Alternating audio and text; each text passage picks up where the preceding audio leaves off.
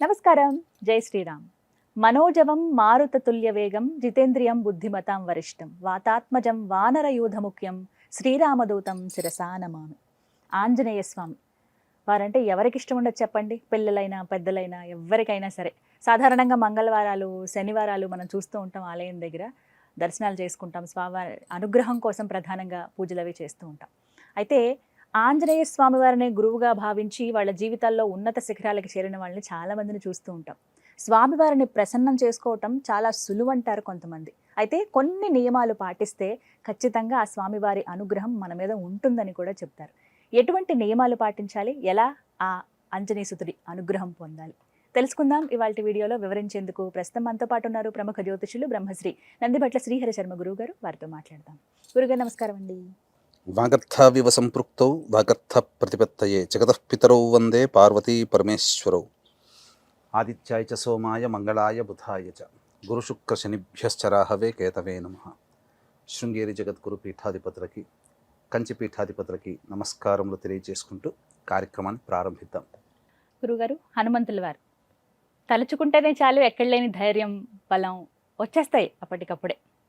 అయితే ఆ స్వామివారిని పూజించాలంటే కొన్ని నియమాలు ఉంటాయని మాట్లాడుతూ ఉంటారు. అది ఏ సందర్భమైనా, ఆయన జయంతే కావచ్చు, మంగళవారాలు చాలా విశేషం, శనివారాలు చాలా విశేషం, ఎప్పుడైనా సరే కొన్ని నియమాలు ఉంటాయని చెప్తారండి. ముందుగా అసలు హనుమంతుల వారిని ఎలా పూజించాలి, ఏమిటి విశేషాలు మాట్లాడదాం. తప్పకుండానమ్మా.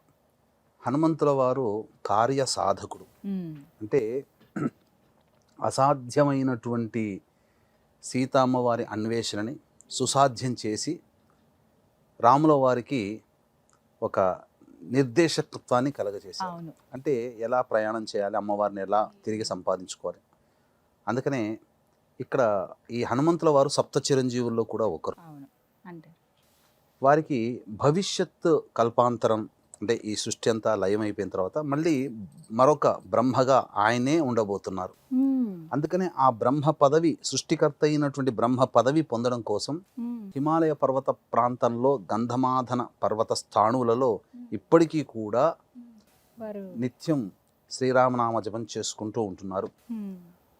అయితే ఆంజనేయ స్వామి పిలిస్తే పలుకుతాడమ్మా, అందులో ఏం సందేహం లేదు. అందుకనే ఈ రోజున ఆంధ్ర ప్రాంతంలో కావచ్చు, తెలంగాణ ప్రాంతంలో కావచ్చు, ఇతరత్ర నార్త్ ఏరియాలో కావచ్చు, ఎక్కడ పడితే అక్కడ ఆంజనేయ స్వామి దేవాలయాలు ఉన్నాయి. సంకటాలు అనగా కష్టాలన్నీ కడతీర్చేవాడు ఆ యొక్క హనుమంతుడిగా మనకు ప్రసిద్ధి.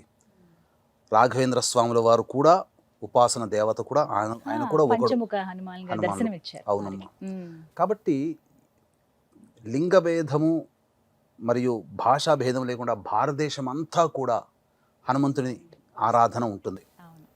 ఈ హనుమంతుని ఆరాధనలో మనకు తంత్రశాస్త్రంలో ఒక అద్భుతమైనటువంటి పూజా విధానం చెప్పబడి ఉందమ్మా.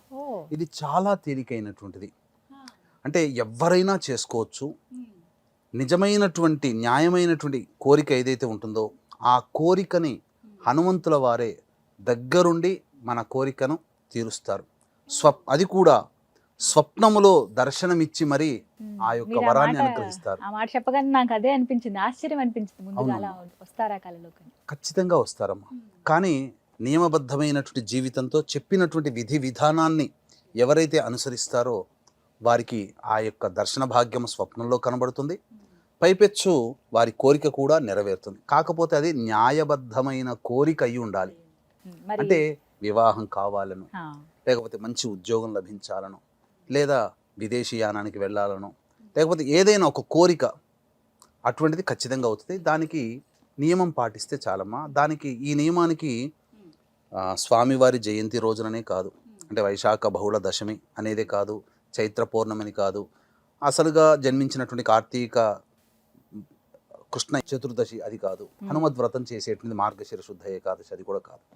ఏ రోజునైనా కానీ మంగళ శనివారాలు చేయొచ్చు. ఆయన జన్మ నక్షత్రమైనటువంటి పూర్వాభాద్ర నక్షత్రం ఏ నెలలో వస్తుందో ఆ నెలలో చేయొచ్చు. లేదు ఆయన జన్మించినటువంటి దశమి తిథి కృష్ణపక్షం అయితే విశేషము, శుక్లపక్షం రోజైనా చేయొచ్చు. లేదా స్వామివారికి అత్యంత ప్రీతిపాత్రమైనటువంటి రాముడు కదా, రాముడి నక్షత్రమైనటువంటి పునర్సు నక్షత్రంలోనైనా కానీ మొదలు పెట్టవచ్చు, మంగళ శనివారంలో అయినా మొదలు పెట్టవచ్చు. ఏం చెయ్యాలి, ఏంటి, ఏ విధంగా? ఆ స్వామే దర్శనమిస్తారు కలలో అవునమ్మా. అంటే అద్భుతమే. ఇంతకన్నా భాగ్యం ఏం ఇంకా కావాలమ్మా? అసలు అద్భుతం ఎందుకనంటే అండి. కాగల కార్యం గంధర్వులే తీర్చినట్టుగా అవును. ఉంటుంది. హ్మ్. కాబట్టి దీనికల్లా కూడా ఖర్చు అంటూ ఏమీ లేదమ్మా. హ్మ్. అత్యంత భక్తి ప్రపత్తులు, ఆ స్వామి మీద విశ్వాసము, నమ్మకం పెట్టుకొని చెప్పిన విధానాన్ని పాటిస్తే చాలు. తెలియచేయండి గురుగారు. ఎవరైతే చేయాలనుకుంటున్నారో మంగళవారం, శనివారము ఏదైనా మంచి తిథి రోజున చూసుకొని పొద్దున్నే కాలకృత్యాదులు తీర్చుకొని ఆ యొక్క ఆంజనేయ స్వామి దేవాలయానికి చేరుకోవాలి.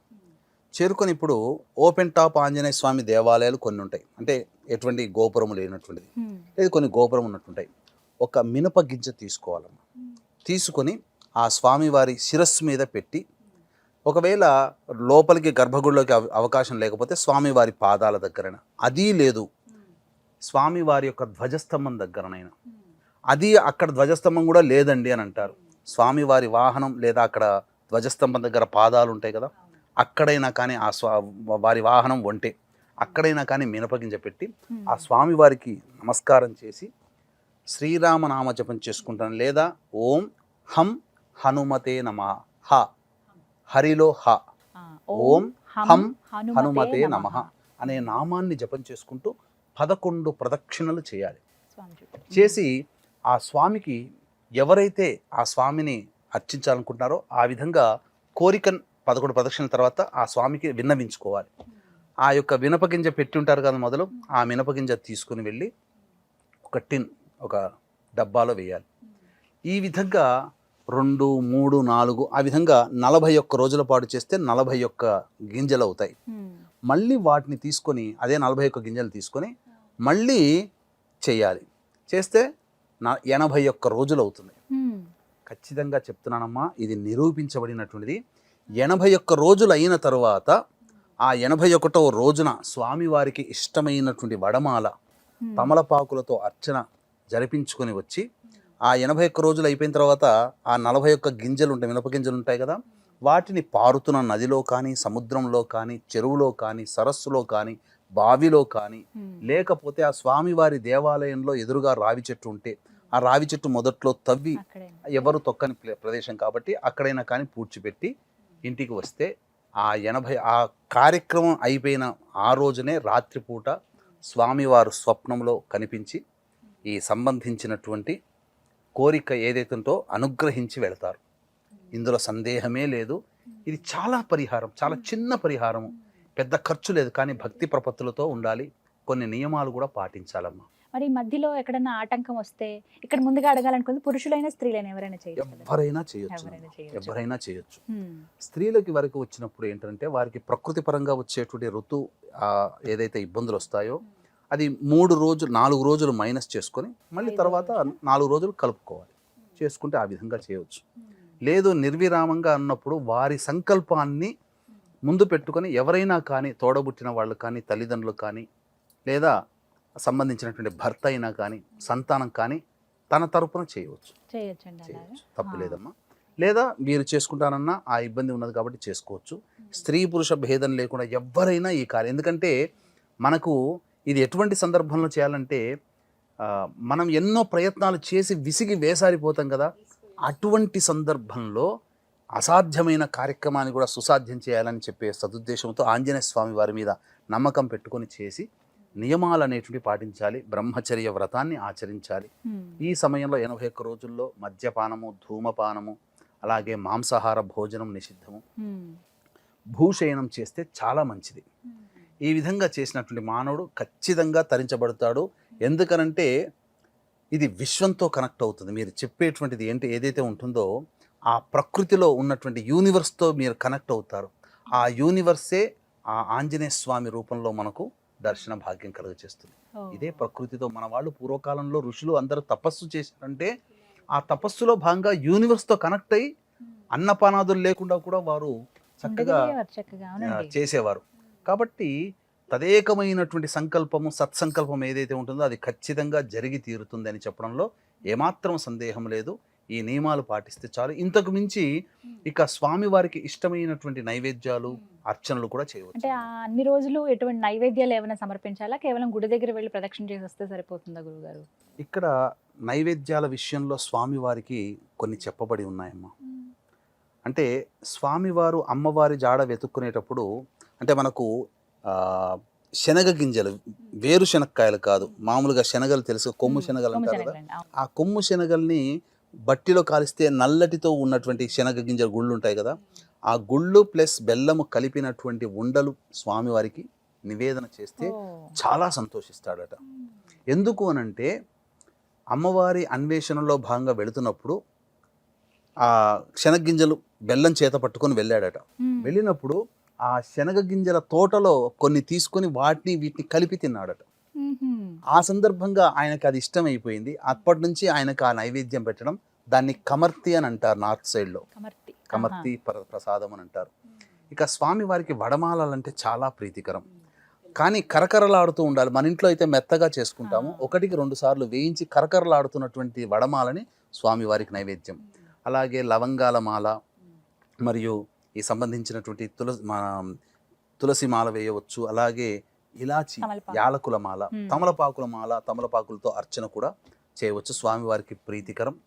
అట్లాగే ఈ సంబంధించినటువంటి స్వామివారికి చమేలి పుష్పాలు అంటే 5 రెక్కలతో ఉన్నటువంటి మల్లెపూలు కానీ చమేలి పుష్పం కానీ మన దగ్గర దొరకదు, నార్త్ సైడ్లో ఎక్కువగా దొరుకుతుంది. మల్లె పువ్వులు అంటే స్వామివారికి చాలా ఇష్టమట.